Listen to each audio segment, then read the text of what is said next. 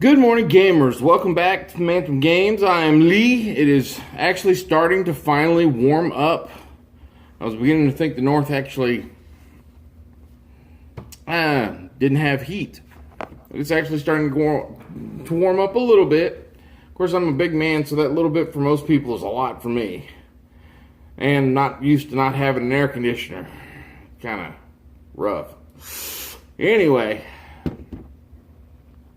we're back with the hashtag My 30 Day World challenge that was presented by Absolute Tabletop as a thing for their Dead Man's Guide to Dragon game. Dead Men's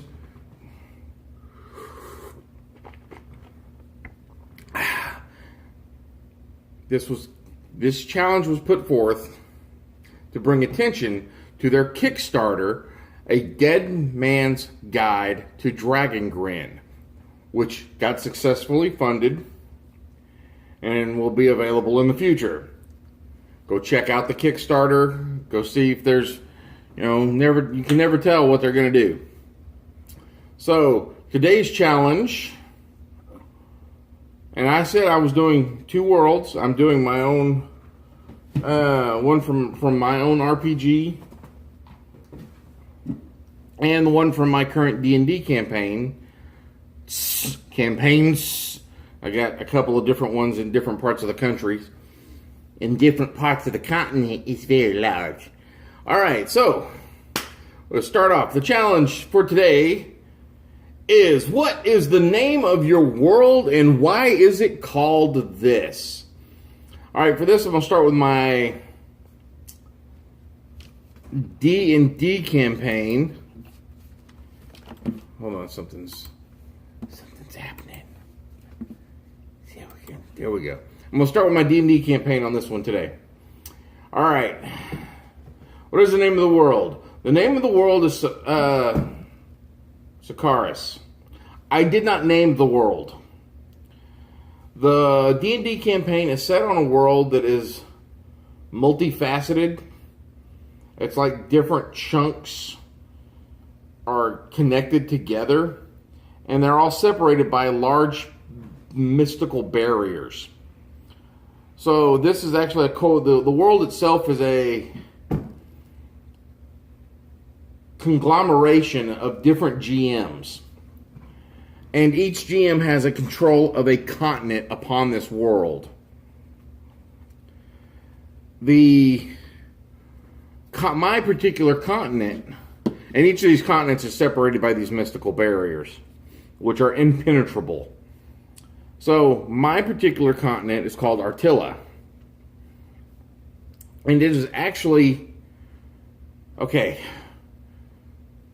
Sakaris itself is a D&D world built on the remains of a mage nuclear holocaust. This is 500,000 years after magic technology wiped out the planet.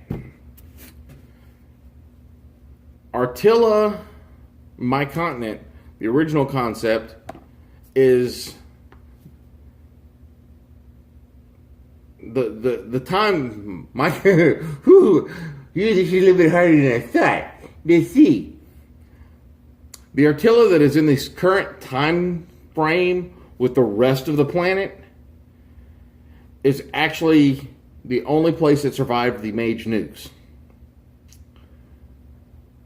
It was the farthest continent it was the only place that survived. So, the technology never stopped. So it is actually advanced technology, advanced magical technology there. I'm not running my campaign there. I'm actually running my campaign 200 years before the mage nukes. Maybe 300 years before the mage nukes actually happened. So, I'm running pre-nuclear war D&D campaign in a world that has suffered the effects of a nuclear war. So it's going to be really interesting. And I'm just trying to fill out my world. Where I came up for the name, honestly, I'm not sure. I think it's a combination of things I pull out of my ass and words that I create by combining other words that I see in front of me. I just put shit together and that's what happens. Okay, that's for the D&D world. Now, for what is the name of my game world on the game I've created? It is Phantom. Well, that's not the world. The world is Earth, because it's a modern day game. It takes place on Earth. But it is called the Phantom game because it is a world where the leftovers of mankind have been placed. Anything that was ever considered fictional or extinct is now given a home. Long ago, the gods created the earth and gave man the ability to create whatever he chose. Well, once mankind decided it was no good, fictional, or extinct, the gods took it. What the gods do with it? They put it on this planet. And this planet shall ever be known as Phantom. Well, no. Phantom was actually a holder name. It was a place name, because I couldn't think of a name for the game. So I was like, all right, this will be the place name. Because the original iteration of my game had 3 character classes: fighters, mages, and thieves. Well, I said fighters and mages and thieves. Oh my. Fighters and mages and thieves. Oh my. And so I wrote that down, and then I was like, okay, well, let me just take the first letter. Phantom. Fighters and mages and thieves. Oh my. So, my game world, Phantom, stands for fighters and mages and thieves. Oh my. It's real easy to remember. Fighters and mages and thieves. Oh my. And pretty much, that game system, you have 3 base classes. If you want to go super base class, there's fighters, there's mages, there's thieves. Oh my. Oh my. So, that's why Phantom is called Phantom. It is fighters and mages and thieves. Oh my.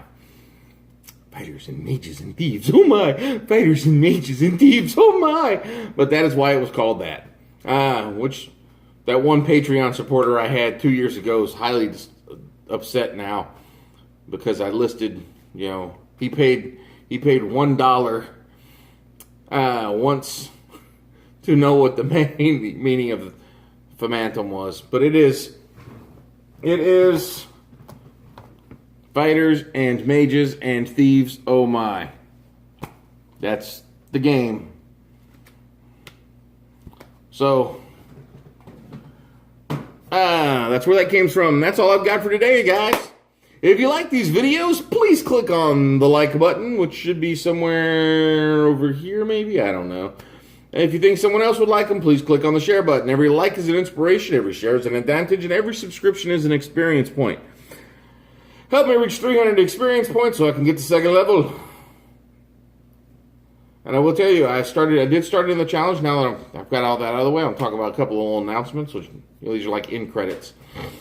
I've started 2 other challenges that I'm not posting them up because they require actual little work to do. Well, I started one. Well, the other one's not really a challenge. Well, it's a 100-day challenge. I'm doing a Learn Tai Chi in 100 days, but I'm also doing the 100 push-up a day challenge.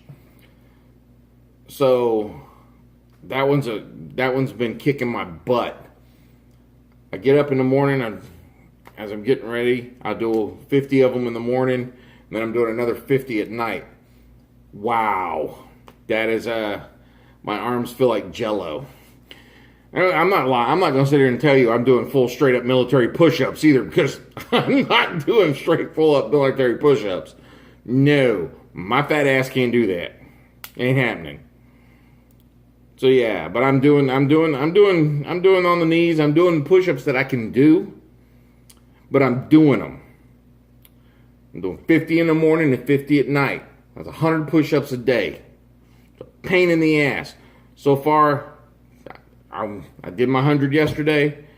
I did 50 this morning. I'll do 50 more when I get done. We'll see what happens at the end of it. So that's all I got for now. I will see you guys in the next game. Bye.